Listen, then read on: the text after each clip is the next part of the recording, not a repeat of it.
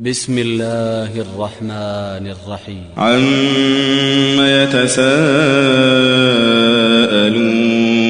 عن النبأ العظيم الذي هم فيه مختلفون كلا سيعلمون ثم كلا سيعلمون ألم نجعل الأرض مهادا والجبال أوتادا وخلقناكم أزواجا وجعلنا نومكم سباتا وجعلنا الليل لباسا وجعلنا النهار معاشا وبنينا فوقكم سبعا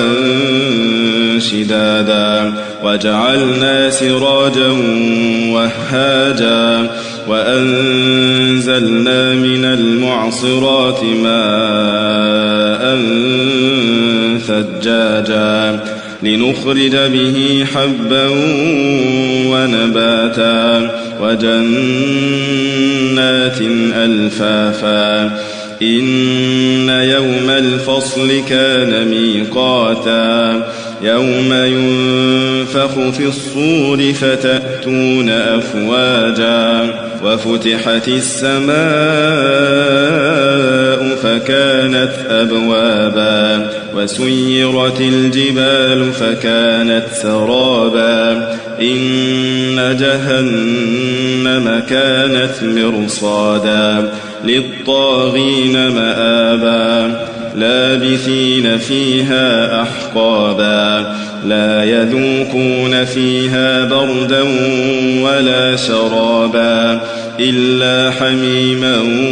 وغساقا جزاء وفاقا إنهم كانوا لا يرجون حسابا وكذبوا بآياتنا كذابا وكل شيء أحصيناه كتابا فذوقوا فلن نزيدكم إلا عذابا إن للمتقين مفازا حدائق وأعنابا وكواعب أترابا وكأسا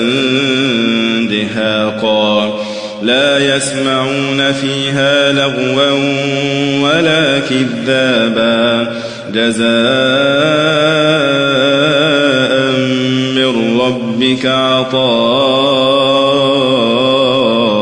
حسابا رب السماوات والأرض وما بينهما الرحمن لا يملكون منه خطابا يوم يقوم الروح والملائكة صفا لا يتكلمون إلا من أذن له الرحمن وقال صوابا ذلك اليوم الحق فمن شاء اتخذ إلى ربه مآبا إنا أنذرناكم عذابا قريبا يوم ينظر